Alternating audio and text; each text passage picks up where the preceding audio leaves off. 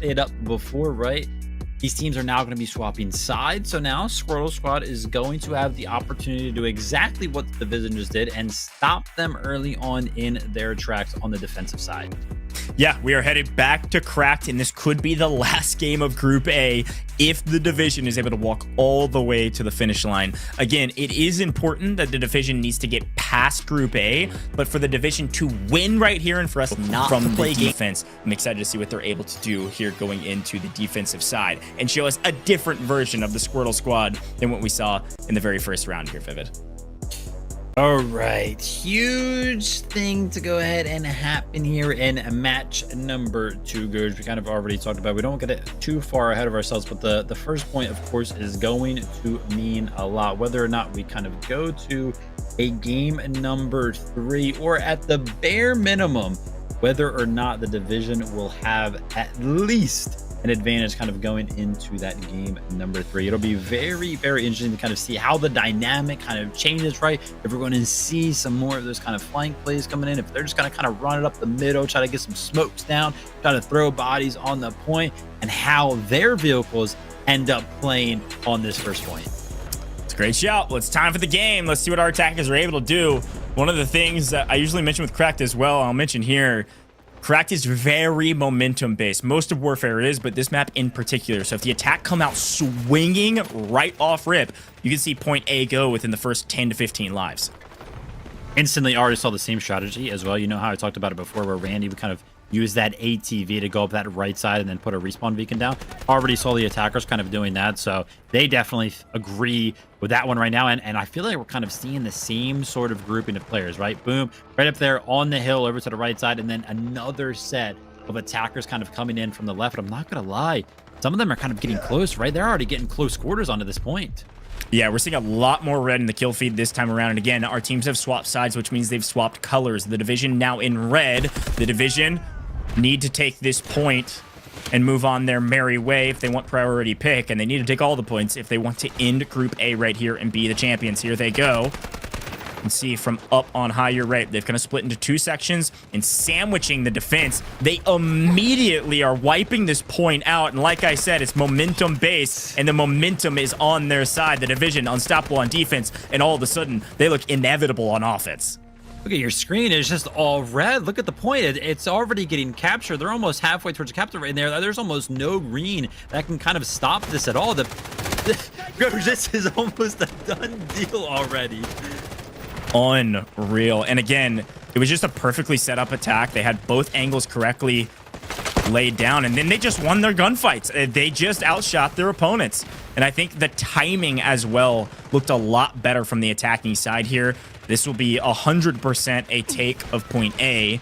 Now the big question becomes, what next? Are we able to get all of them? These other points are still very difficult as well. B1, B2, C1, C2. You've probably played this map 100, if not more times, if you're a Warfare fan. So you know some of these other points. HQ, decently difficult. We'll see a lot of that tug of war we always talk about in Warfare, but done and dusted for point A. Group A not done, but we know for a fact Division will have priority selection going into round 3 if we even see a round 3. So now the only question that remains for this Group A competition, Vivid, is whether or not Division takes every single point.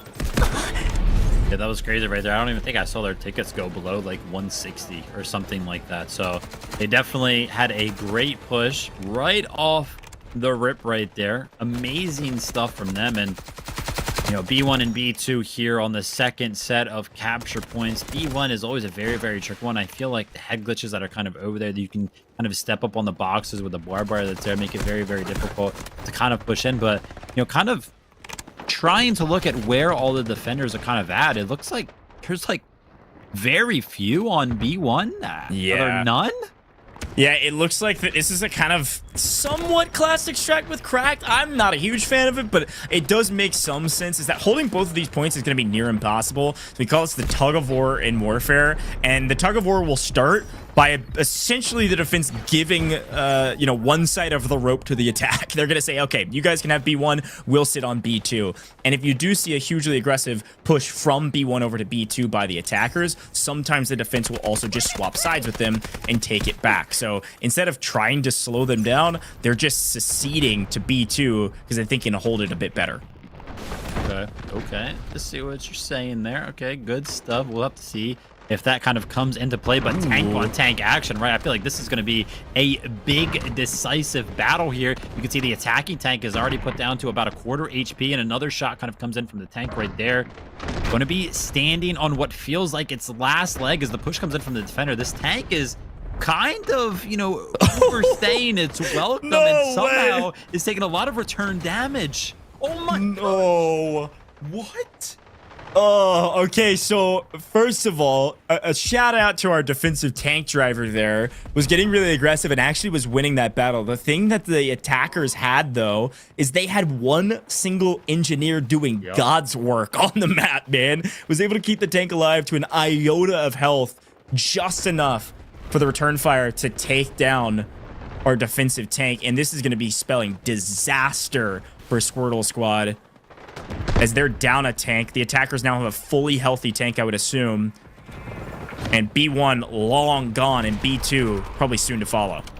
Yeah, huge shout out to Matt Freeze there. Of course, the commander of the division as well, being the one operating that tank over there. You would imagine that it was probably a squad mate that was kind of pulling out those engineering godlike maneuvers right there. And yeah, now that that tank went ahead and survived it, you could see he was trying to kind of poke his head in towards B2 right there. But the fact that it's such a tight corridor to actually get the tank in there, he was like, yeah, not going to kind of stay around there.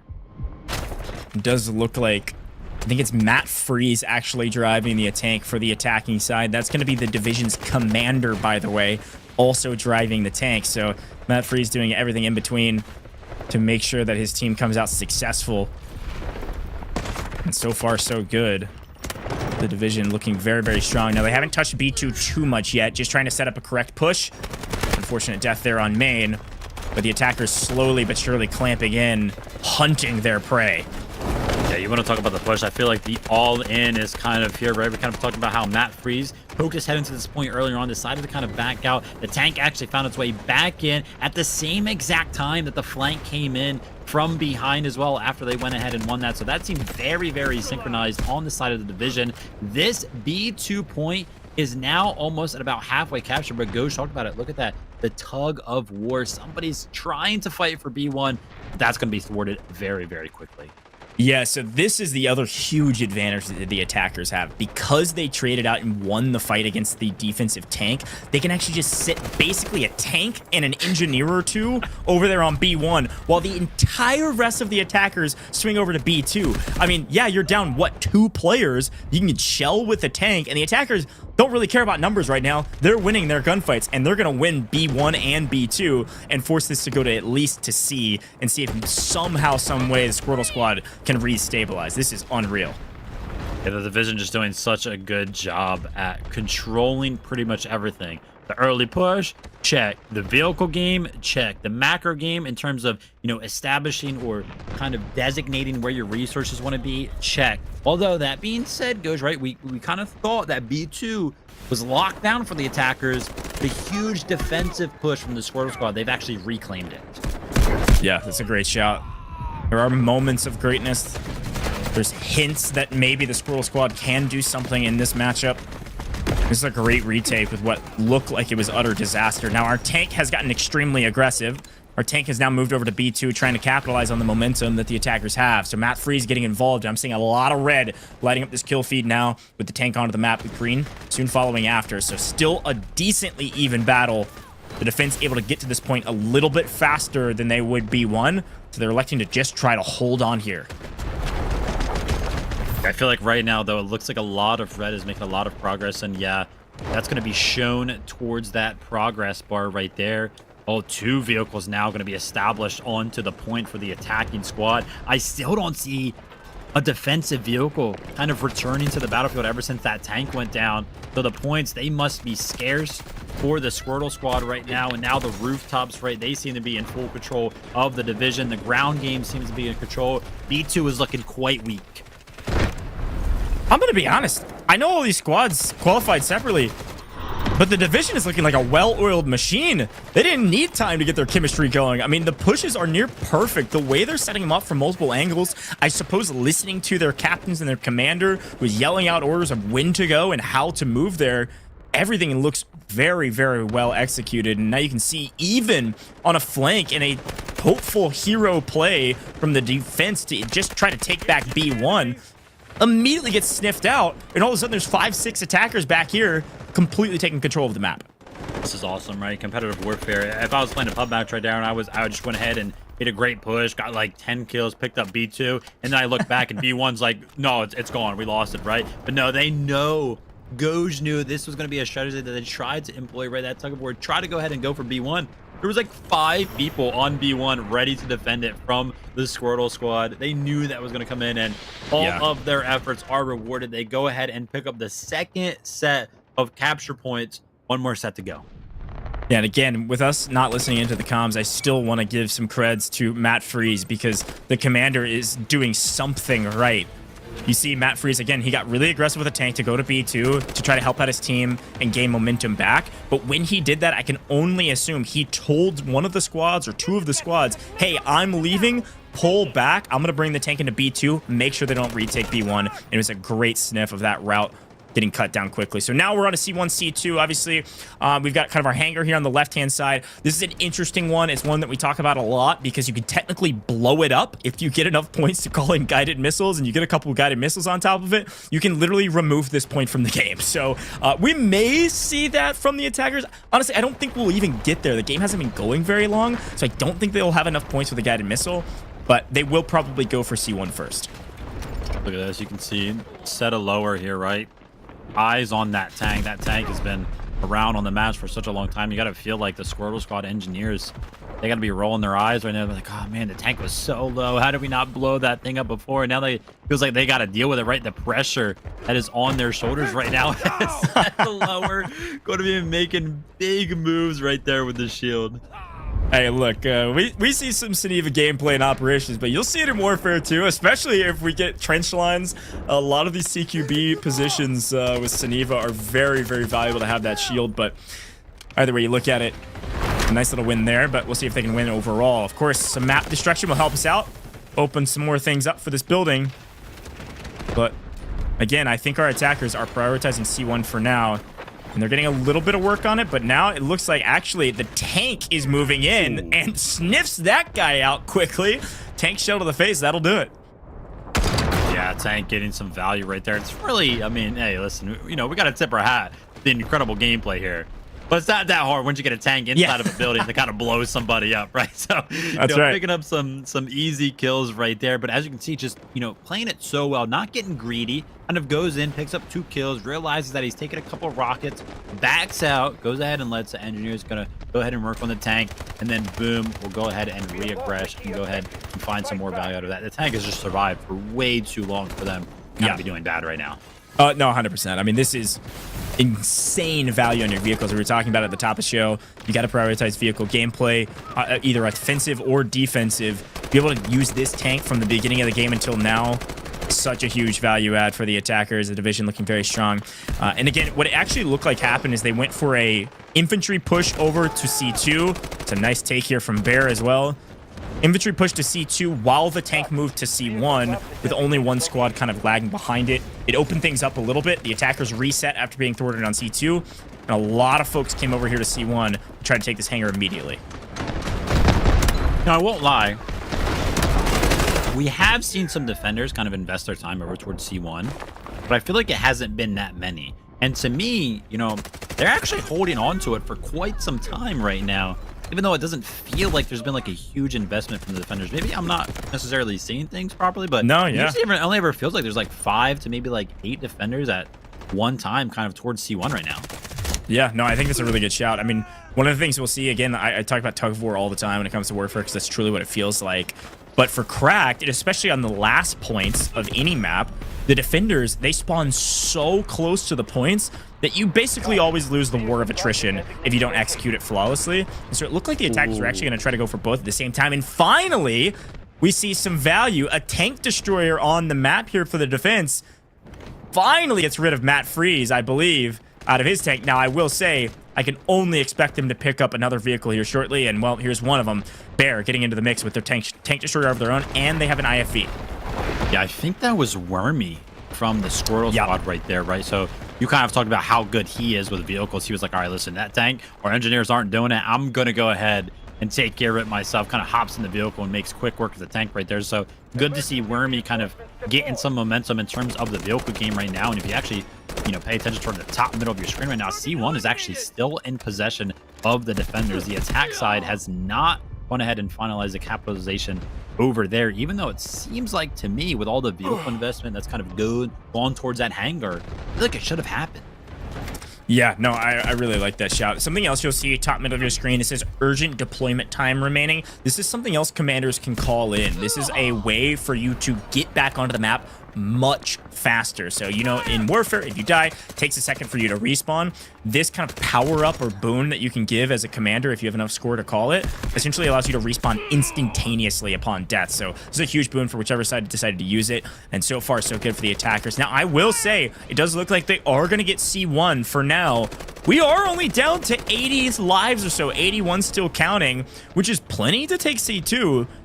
But whether they got just point A or they get everything besides C2, a win is a win. If Squirtle Squad is able to just hold on to C2 and stop this momentum, they could still win the map and force it to game 3. Yeah, I feel like the biggest thing over here is going to be the vehicle. I can see Lobot over there on the attacking side. He was getting very, very low in terms of his vehicle HP, but was able to go ahead and escape. You can see the defenders, they still have their vehicle kind of in the back lines, not necessarily getting in the mix, which we really, really like. And oh my gosh, this spot on C2, by the way, it's like my favorite spot in the game. Up here on top of the rooftop, it's very, very hard for defenders to actually go ahead and destroy anything that kind of gets placed up here. And as you can see, the beacon kind of comes down. This could be the play that goes ahead and secures C2. And as you can see right now, they're taking it fast. Yeah, you called this position out near the end, very beginning of this game. I really like that spot as well. And you're right, respawn beacon there is massive for the attack. You can see we got an IFV tank destroyer all around this point. Mr. Wormy a little under half health. They're going to try to keep this vehicle alive if they can, but it's utter chaos. Smokes are in, smokes galore. And unfortunately, nobody can get a handle on what the heck is going on around this point. It's utter chaos, baby. It's warfare. Seems like the hold is actually in right there, right? You can see the bar kind of going back towards fully green, so I think that was successfully thwarted. And I did see in the middle of that capture, C1 also was, attempted to get recaptured, right? So somebody is kind of playing that game towards, hey, listen, if things start to go bad over here on C2, I want to go ahead and look towards C1. But yeah, I mean, when you kind of tune into some of these attack-sided positions, he seems so strong. I mean, yeah, the first push was kind of thwarted, but look how easy it is for them to kind of establish another push. Oh, yeah, and there's so much value coming in here. Matt Freeze picking up Wormy from distance. Wormy officially out of his original vehicle. And this is Venom on your screen right now. Again, Venom was top scorer because of revives on the side of the division. Yeah, let's see here. I think one of the defending vehicles finally went down. I do see one still off in the distance, but it looked like it was heavily injured. So they are kind of hesitant to kind of go towards the point and help go ahead and defend this, which they may just need to go ahead and send it soon. And yeah, sure enough, here they come. They're going to go ahead and start running people over. They're going to try to recapture this point. That's going to be Asta TTV. Wow. They're kind of making sure they make a push. Boom, it kind of works out, right? They blow up the vehicle on the other side. Wow. They do go down, but I feel like that was needed. It was needed. I mean, you had to make a play like that. You're desperate. I mean, you're clutching at anything you get your hands on. As much as it's been division domination, look at this. The tug of war is in. Ooh. C1 now in jeopardy, and take a look at our lives. Only 34 lives remaining. People are going to have to prioritize revives if you're on the attacking side if you want a chance to still win it right here and win Group A. The problem with this idea is if it is not executed correctly, the defense will lose the game. They've got to take C1. C2 is going to the attackers pretty much assuredly at this point. They've got to hold it, and so far, so good on C1. Yeah, I feel like C1's got to be going back towards Squirtle Squad right there. You can see them up top in that hangar, right? Once you get upstairs right there, yeah, whenever we saw defenders over there before, they got easily taken care of by the vehicles on the side of the attacking side. Well, guess what, Goj? The vehicles, they're all but gone now, so they can kind of hang out in that little building up there where that turret usually is. and they are very, very hard to kind of push out of there. And you can see right now they're all trying to work towards it, get them out of there. But C1 is fully recaptured for Squirtle Squad. A huge retake, a great executed plan. Well done to Commander, whoever made that call, to be able to make a play like that. Artillery barrage. Retaking here is everything. There's only 3 lives remaining. It's looking like the Squirtle Squad will hold on for their dear lives and potentially win this map, and that's exactly what's going to happen. The Squirtle Squad somehow, some way, hold the final point. C1 and C2, finally, the tug-of-war we talk about, and finally, they're able to just hold on to the rope long enough for the game to call it. They did enough, just barely, Vivid. Wow, what a way to